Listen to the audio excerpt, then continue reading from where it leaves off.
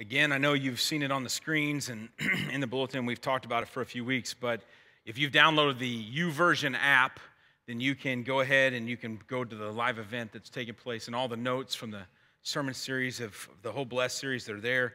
You can grab them, you can save them, take your own notes, and be a part of that. But we want to make sure you're aware. So I got this basic premise that I want to lead with today before we really get into the Beatitude, that blessed are the pure in heart. But this premise is that our heart will usually trump our head, the knowledge we have in our head, that we believe that what we know up here will trump our heart. But I think it's the other way around. I believe our heart actually trumps the head knowledge that we have. I think that our heart's what we do, because we know deep down we probably could all agree on right and wrong. We know what we should and shouldn't do. And that comes from the head knowledge. We've been trained, we've been educated, we have read, we've heard lectures, we've done all those things. So there is a premise in that we know the difference between right and wrong. But our heart, for many of us, will trump even what we know to be true. So for instance, let's just be vulnerable here for a minute. That if you consume 5,000 calories a day and you only move 3,500 calories a day, you only burn 3,500 calories, that there's going to be a delta that you have eaten more calories than you needed, and you will add weight. So the other is true as well, that if you only eat 2,500 calories, but you burn 4,500 calories, then you will lose weight. And there's some math in there, and I'm sure we could argue about that, but that's a basic, simple math premise. So to kind of prove a point, I want to help you today. I have some pictures that I think will help us. So let's just say it's the end of the night. You've gone to work. You've done those things. You've put the kids to bed. The dog's been washed. The yard's been mowed. You got the milk from the chickens and the eggs from the cows, all that stuff. And you've realized that to continue on your diet, that you have 100 calories to burn.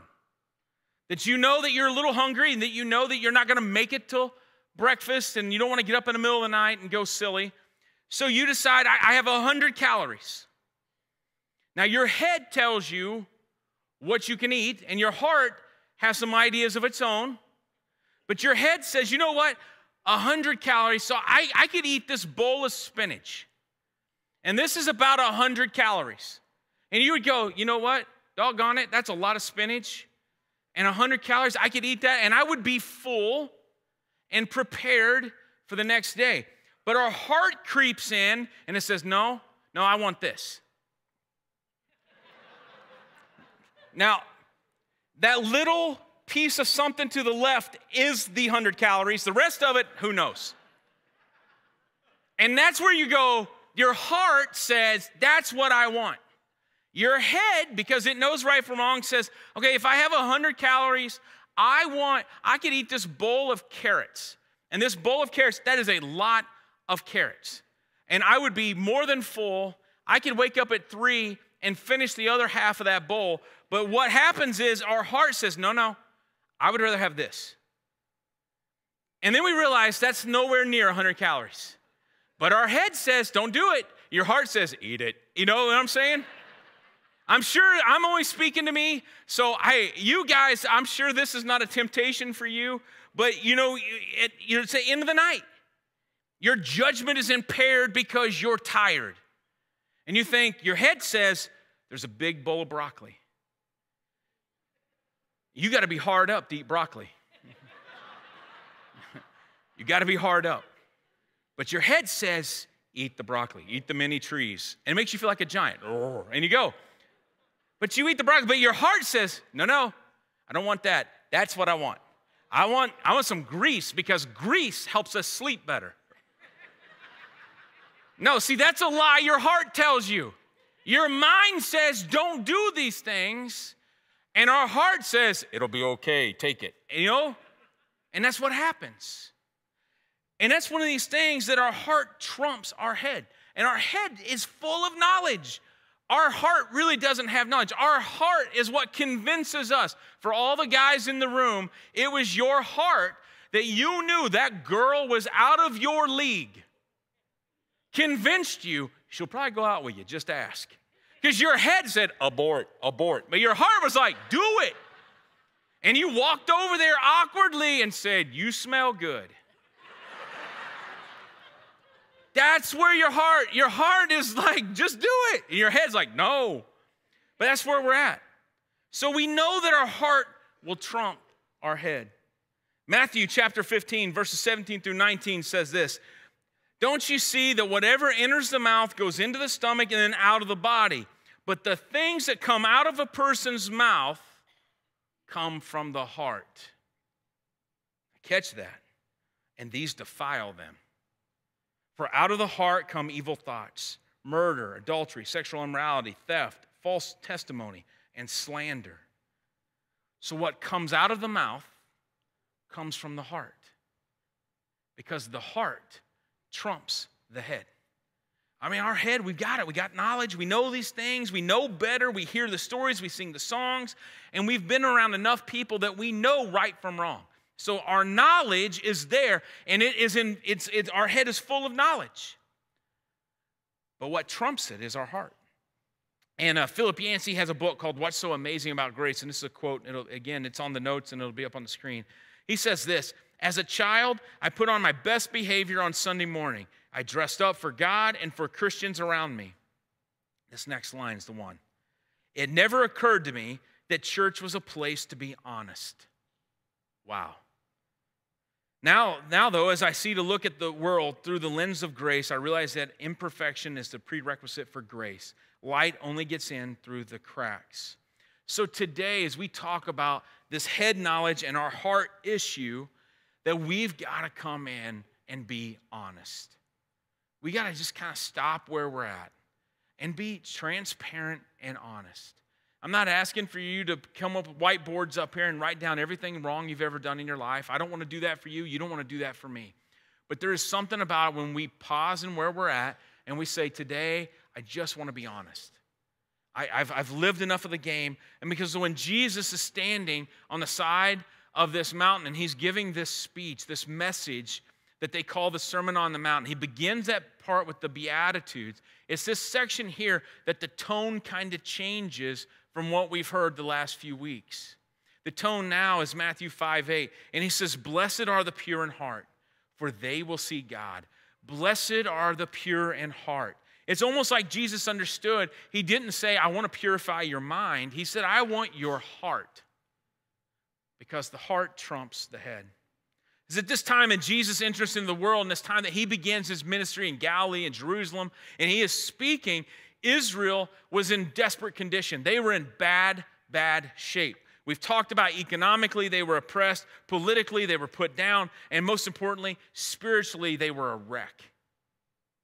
Now, we've talked in some great detail the last few weeks about the position Israel was in, the Jews of that day, where they were at. They were anticipating this Messiah. They were looking for a political overthrow. They were looking for Rome to get knocked off. They were to establish a new kingdom. They were looking for chariots and horses and spears. They were wanting a riot to take place. But now Jesus is not talking about their economic position or their political strategy. He was talking to them about the spiritual climate, talking about the heart. I want to talk to you about your spiritual position. And this becomes the theme for the rest of the Sermon on the Mount. He's talking about the spiritual things. Now, we can't get a little high and mighty here. Because, I mean, we have come through a time in our history where we have become to buy a lie that says that a political agenda and an economic plan can save us. And there were Jews of that day that were hanging on the next politician with a really good strategy. And Jesus is saying to them, I don't care about those things. I want to talk to you about your heart. I want to talk to you. This isn't about a political agenda. This isn't about a financial bailout. This is about a heart condition. And that's where I want to talk to you. And that's why he said the blessed are the pure in heart. He didn't say, blessed are those who make really good promises and has a really good plan. He said, I want to talk to you about I want to bless your heart. And so the religious realm of Israel right now, they were burdened by an oppressive leaders. These Pharisees were over them and they were dominant. They were mean. They were legalistic. And they created rules that needed to be followed and for you to feel good about yourself. They had misinterpreted the law of Moses that had been passed down from their forefathers. And because of an inability to keep those laws, they created other laws and gave them a high value. They gave them a value higher than the actual law of Moses. And they invented these for others would have to keep them. And if you couldn't keep them, then you had to come purchase a dove or a sheep or a goat or a lamb from them, and you would have to sacrifice them to make things right between you and God, when in fact this wasn't between you and God, this was between you and the religious leaders. So this was a way to pacify their consciousness by keeping some form of tradition that they just couldn't get any other way in their life. These new laws, these new oral traditions, or what some called the traditions of the elders, these traditions began to grow in great number. They created them all the time.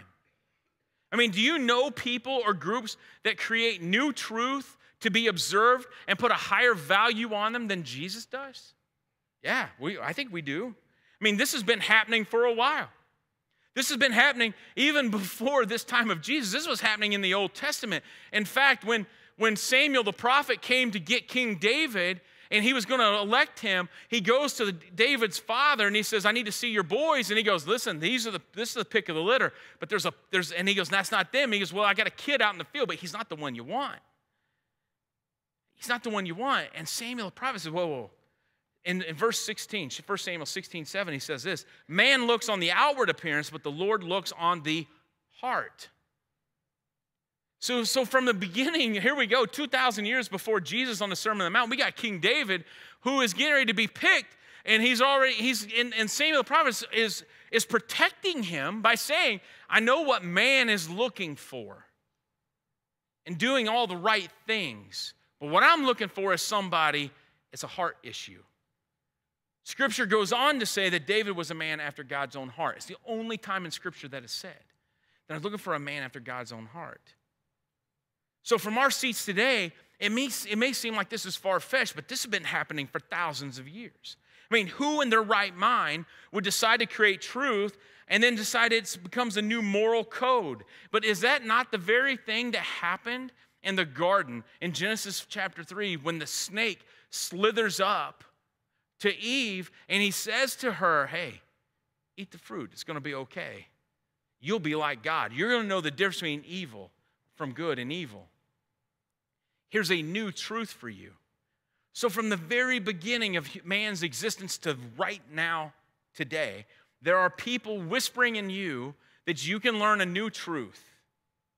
There's a new way of doing things. It happened before Jesus and it happens today. And John MacArthur calls this that you can boil down all religions, all world religions, into two groups. The first one is human achievement, and the second one is divine accomplishment. Human achievement tells us that we can do enough good things. We can do enough right things. I can keep enough of the rules at bay in my life. I can do enough of these that you will accept me based on what my abilities will allow, that I'm achievable. Now, divine accomplishment tells us, I don't care what you do, you're not ever going to be good enough. It's because of what God's Son Jesus did on a cross on our behalf. Now, a human achievement feels good because we feel like we're an active participant in this, and we can change our outcome if we do enough good things. I mean, you know good people, right? You know them. You know people that they do some really good things. They say some good stuff. They play nice in the sandbox with others. They share. They're good employees. Maybe they're even good neighbors. They let you borrow tools when you can't find things. They're good people, but they don't have a heart commitment. Well, see, human achievement says if you're good enough, it should be okay. But divine achievement says, a divine accomplishment, says you can't do this on your own. You can't do this on your own. And so we know these people. We know where they're at. Maybe they're here with us today. that we're here, that we believe we can do it on our own. Well, see, these Pharisees had created this law, these new laws, and I got to read some of this. This is the stats that I came up with, that they had this sense of achievement with it. So there were 613 laws that they felt were holy. Now, they picked that number because of how many separate letters were contained in the Ten Commandments. And then they found another 613 commandments in the Pentateuch, the first 5 books of the Old Testament. Then they divided the list into affirmative commands. So you have to do this. And then into the negative commands, don't do this. So that created a lot more. Then there were 248 commands, one for every part of the human body as they understood it in that time. Then they took, and there were 365 negative commands, one for each day of the year. They further divided this list into binding commands and non-binding commands. And so out of this misinterpretation of the Mosaic law, how this total bust in understanding what God had given Moses at the Red Sea, now they'd kind of formed a quasi-commitment to the Mosaic law by adding this addendum with more law, more rules, more things to do. And what they created was a relentless, imposing, rigid system of legalistic duty of the people. They could not get it. It was impossible. Thousands of rules, hundreds of rules that they had to follow. It was impossible. I mean, can you imagine being a child of a Pharisee? That before your feet hit the floor, every morning you wake up, you don't measure up. Every morning when you roll out of bed, you've already failed. Every morning when you go to gather water for the family, you did it wrong. Every time you went to gather supplies for the noon meal, it was wrong. And here's the kicker. They'd created this system that everybody failed at, and then they spent their days arguing about it. They spent their days debating what was really right and what was really wrong and re-ranking them and making sure that they got the right divisions. Well, see, all of these rules, this Mosaic law, is rooted out of Deuteronomy chapter 6, verses 5 through 7. And this is what it says. It says, love the Lord your God with all your heart and with all your soul and with all your strength. These commandments that I give you today are to be on your heart. Impress them on your children. Talk about them when you sit at home and when you walk along the road and when you lie down and when you get up. So as frustrated as Israel was with the political system and as frustrated as Israel was with the economic system, they were even more frustrated with the religious system. They were more frustrated. They were more frustrated with their church and with their leaders. So that's why when it says the expert of the law or an attorney goes to Jesus in Matthew 22 and he says, what's the greatest commandment? Jesus, what is the greatest commandment? He was asking a question everybody out there would have wanted to know because you're tired. You're exhausted of trying to live up to a standard that you can't keep. Nobody wants to grow old feeling like a failure. Nobody. Nobody wants to grow old feeling like I will never be enough and that I can't do enough right things. So when he comes and he's asking this question, they all wanted to know. Because, see, you got to keep in mind, the Pharisees, they hated Jesus. They hated Jesus. If you spent your life recreating about 2,000 rules to follow, and then you spent your entire existence in debating them and trying to figure out what was right and what was wrong and which order should they be in, and all of a sudden this guy who the people love, who they're saying may be the Messiah, who could be the coming of Elijah, who could be the second Moses, could be this guy that everybody seems to love. He's healing people. He's feeding people. The blind are seeing. This is the guy that people like. This is the guy that people love. And he shows up and he tells everybody, forget all that nonsense. They don't like you. They didn't like Jesus. They had no use for him. He threw all their traditions out the window, and they kept trying to trap him. The Pharisees and the Sadducees and other religious sects would follow him to hear what he was saying and just stare at him at the back of the room. And then they would come together and they'd huddle and they'd try to come up with ways to stump him and to trick him. And so they spend their life doing this. And so he, in 15 seconds, shoots it all down. Matthew 22, 36 through 40 says this, Teacher, what is the greatest commandment in the law? And Jesus replied, Love the Lord your God with all your heart and with all your soul and with all your mind. It's the first and greatest commandment. And second is like it. Love your neighbor as yourself.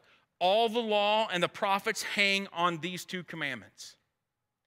So from thousands of rules and stipulations to here's two for you. Love God, love people. Any more questions? But what about love God, love people? Next. So every time a Pharisee raised his hand to go at him, love God, love people. Can I get to the next guy? And there was a frustration with that, so they hated him. And so when leaders heard this, it really put a crimp in the system because they had begun to believe that if you could just keep a few of the laws, that God would have enough grace because he loved us enough to say that he'll forgive everything else because it's too hard. There's no way, it's impossible. So just keep a couple of them. And if you do a couple of them really well, then the grace will cover you over here. And what happens is we cheapen grace with that view. We tarnish it. Because we say, you know what? I don't have a problem murdering people. I haven't killed anybody in the last couple months, and so murder is not an issue. But I really have an issue with coveting my neighbor's stuff. But because I'm really good at not murdering, that God will let this one go. Now, I'm sure that's not you, so I'll talk to me for a second. So I'm really good about being faithful to my wife and staying married and doing those things. But I'm terrible over here with telling the truth. So God will let my truth issue go because I'm good at one. See, the Pharisees began to believe that if you're just good at one of the things, the grace will cover you over here and let it go. I mean, how many conversations have you had that if you just keep some of the law, that God would understand, that God would let it go, that this legal system that just cannot keep up, and it produces tremendous guilt and frustration and hopelessness and oppression that you're never going to measure up. See, when Moses brought the Israelites out of Egypt and they crossed the Red Sea, when he pulled them out, they did not know how to live. 400 years of being a slave. God sent to Moses this whole set of rules to live by because they didn't know what it meant to be human. They had been slaves for so long, so they had to have these rules. And then Jesus comes, almost like the second Moses, and comes in, and he comes in this offering by offering himself. Instead of crossing a Red Sea, he's the sacrifice. No more doves, no more sheep, no more goats, no more bulls. It's him. It wasn't temporary, it was permanent. And because of that sacrifice, now we get two rules: love God, love people. It boils down. Don't worry about all that other stuff. Worry about this, because if we truly love God, it will take care of the heart issues. And if we truly love God and our heart's really been taken care of, then that's the way we'll handle people and we'll love them. So Jesus enters with this better way, cuts out all the rules. Love God, love others. He brings peace and joy and acceptance. Psalm 24, verse 3 says this: who may ascend the mountain of the Lord? Who may stand in his holy place? The one who has clean hands and a pure heart, who does not trust in an idol or swear by a false god. They will receive blessing from the Lord and vindication from God their Savior. See, we understand the heart is a big issue, and it was all through Scripture.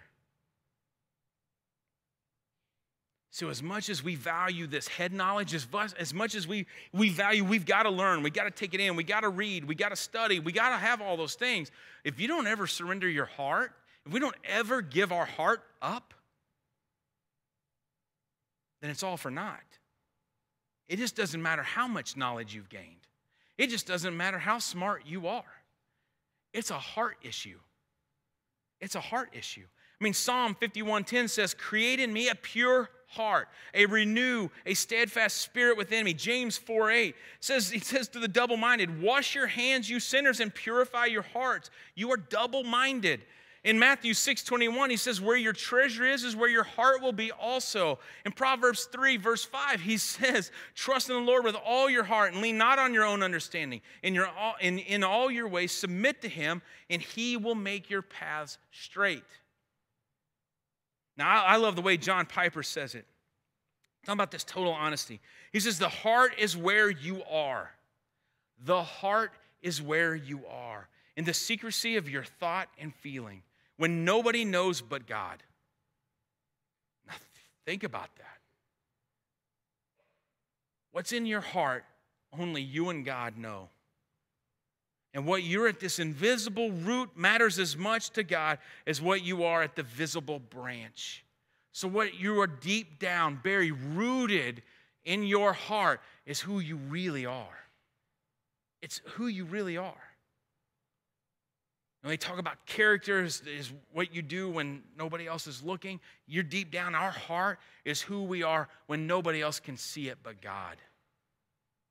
So it's what we do in the secret. It's what we do in the dark. What we do when we're alone. It's when Jesus is still there watching. He wants and captures our heart, not just our minds.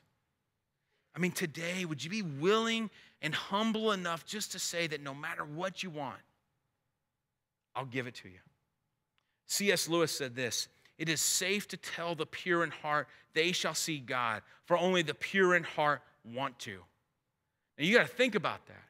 That if we're living in such a way of these commandments that I'll keep this one, but not this one, I'll keep this one and not this one, and I'll do this with my life, but not this thing, that there's got to come a point that you understand that I'm a firm believer that the majority of this journey that we have is that it matters how we live our life. It matters. It matters the way we answer, the way we treat people.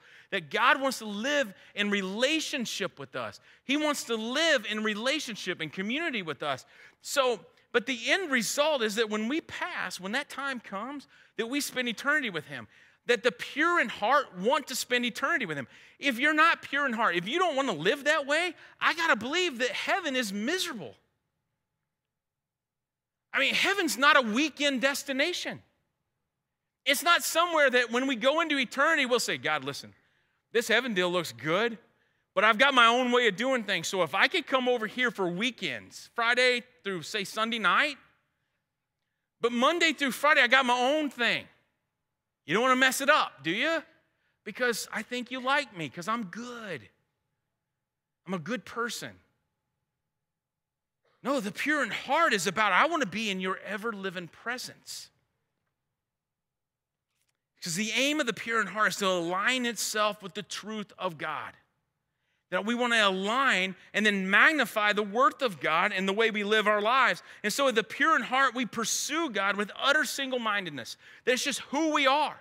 That our pure in heart is calling us to live a life that is in alignment with his and his word.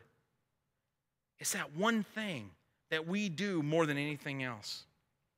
Billy Graham said, it is impossible to live pure lives until we have pure hearts. Many people today are trying to put the cart before the horse. They are reaching purity of motives, desires, and actions to old, deceitful hearts. No wonder we have ended up such moral failures in spite of our vaunted knowledge and psychological approaches. We've put the cart before the horse. See, if we keep enough of the rules, then we're good. If we keep enough of the things, the little stipulations, then you're good enough. That's garbage. These are heart issues. Now, MacArthur says there's 5 kinds of purity. And this primitive purity is this kind that it's the purity that it always was. It's God. It's just who he was. It's just from Alpha to Omega. He was pure just because it's very essence of who he is. Then there was this created purity, which has to deal with the creation of man and the angels and the garden, that before the fall, it had purity involved in it because that's just the way it was created. And at the fall, the purity dissipated. There's ultimate purity, this glorification. So when we pass, we die, we go before God. We've been in this relationship, but he makes us absolutely pure. 1 John 3:2 tells us that we shall be like him, for we shall see him as he is. And then there's this positional purity, that when God looks at us, he says because of what his son did on the cross, he makes us pure in that moment. That there's a purity there, but there's also a practical purity. And that's trying to live out a pure life in an impure world, where it's our actions, it's our decisions. Just like it was Jesus' decision to get on the cross and sacrifice himself for us, it is our decision to take steps forward to live a pure life. And we said this a few weeks ago about this being coachable, that our lives, if somebody says that they're just that way, that I just can't help it, that's the way God made me, that is just, again, that's garbage. I mean, okay, if your child comes to you and you have realized their room should be condemned, and they say, Dad, Mom, I'm sorry. It is. You need a tetanus shot to go in. I'm so sorry. It's a wreck. But it's just the way I am. Just can you not just love me? Because if God wanted it different, he would have made me different. So I'm a slob. Now, your kid does that. You're now coming in here because you beat them silly. You can't live like that. And that's the same way in our spiritual life. We expect things like that on the surface, but when it's spiritual lives, and we can't just say it's just the way God, he made me with a bad temper. Stop being lazy in your spiritual life. Grow up. It's time to say, I need to take practical steps in my purity. That the way I handled people, the way I talk to them, the way I handle my heart issues, I need to make some differences. Yes, there's a temper inside of me. Yes, there's some things inside of me I want to change. Then take the next step. We can't be lazy in our spiritual walk. Good is not good enough. Good is not good enough.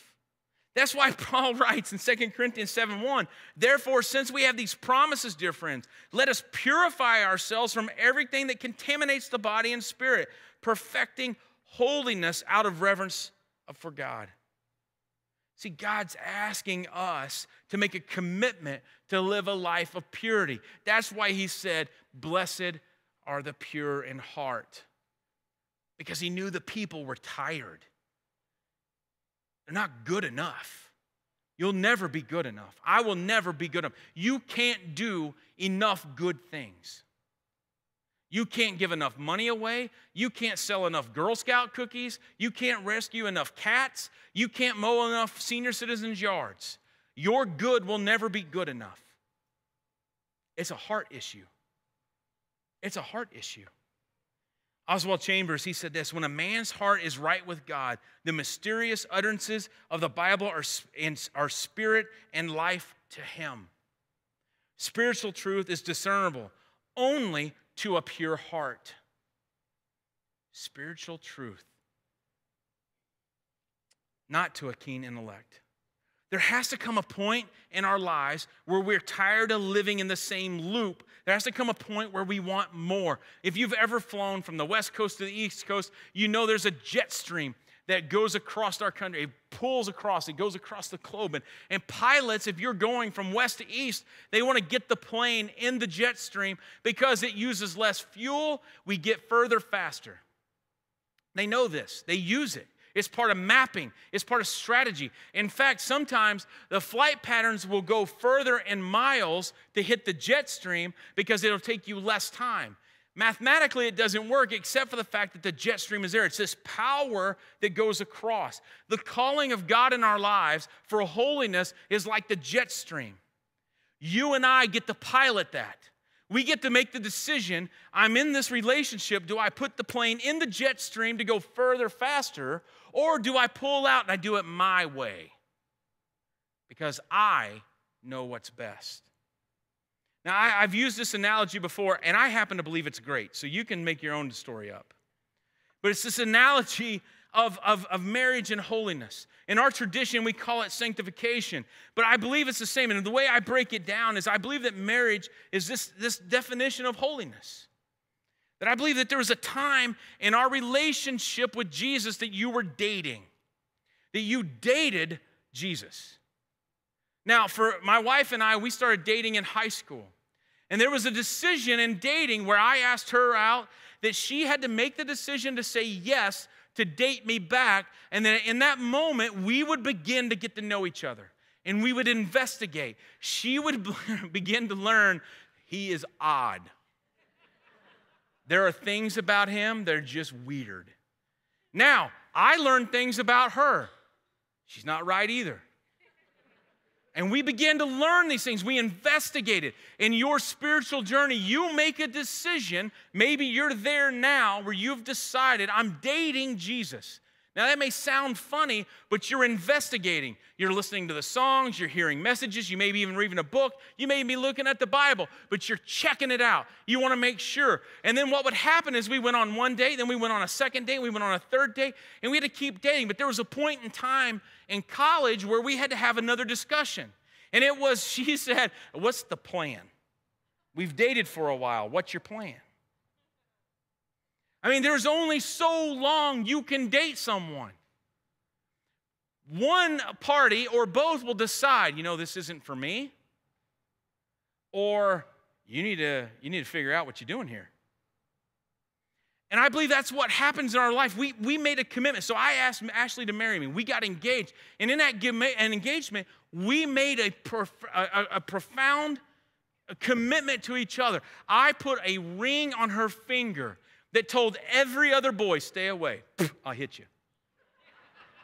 She wore that ring, as minuscule as that little diamond was, she wore it with pride because it was a commitment between her and I. And everybody knew, and I had a leash, so everybody knew, don't touch him. And it worked out well, but that's what it was. There was this dating, and then we moved to, and we took the next step in our commitment where we committed our hearts to each other.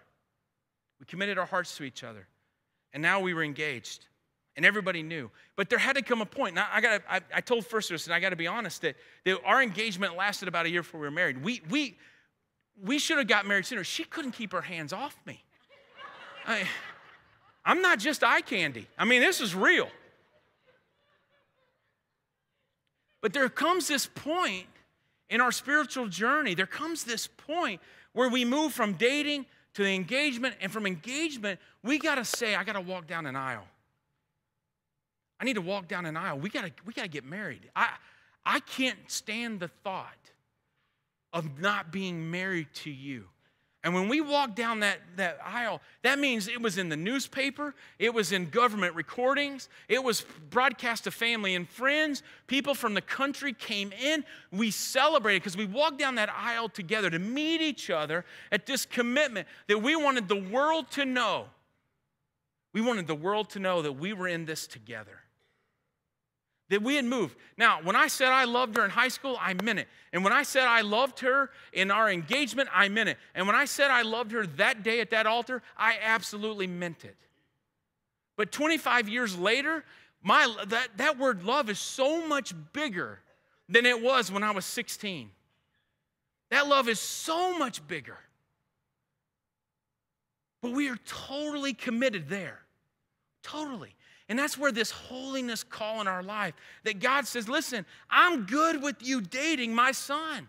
I'm good with you investigating that relationship. I'm good with you testing me. I'm good with you to see, is it really where he's at? I'm good with that. And I want you to get engaged. I want you to commit and profess your love. I want you to get engaged. But there's going to come a point, and I'm going to tell you that if I not asked Ashley to marry me, there's going to come a point where she's going to say, listen, my future's not here with you anymore.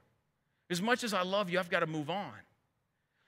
There's going to come a point in your time that if you don't ask Christ to marry you, that you're going to make the decision to move on. He won't leave you, you'll leave him. Because you're going to want more out of the relationship than you're willing to give in. You're going to want more out of it. So when he says, blessed are the pure in heart, he's calling to you to say, let's get married. Let's get married. Jump in the jet stream and let's get married. You know all about me. You've read the books. You've heard the songs. Now you've tested me. We've been engaged for a while. Now it's time to come down the aisle and let's get married. Let's get married in front of your friends and your family, your coworkers, and your neighborhood, that they know there's something different about you, that you're off the books for anybody else but me. You're off the books for anybody else but me. And that's what holiness is. A total heart transformation. That I'm not just going to be here and date you and be engaged to you, but I'm going to be totally sold out and married to you. I'm going to tell you with the bottom of my heart, you're going to find nothing but misery in your spiritual journey until you decide to get married. And that calling is there. You're going to find yourself lacking, and at some point in your time, you're going to get so frustrated, you're going to make the decision to walk away. But he calls us to more. Blessed are the pure in heart, for they will see God. Blessed are the pure in heart, for they will see God. I've asked Chris to come out and play. I'm going to ask you to stand with me. And we've got a few minutes here before the service ends. Maybe today's a good day for you to come down the aisle. Maybe today is a good day for you to say, you know what, I've been dating and I've been engaged, and it's time in my spiritual journey that I get married. I would love to pray with you. So I'm going to invite you. As Chris gets ready to lead us in this song, I'm going to invite you. I want to pray for you.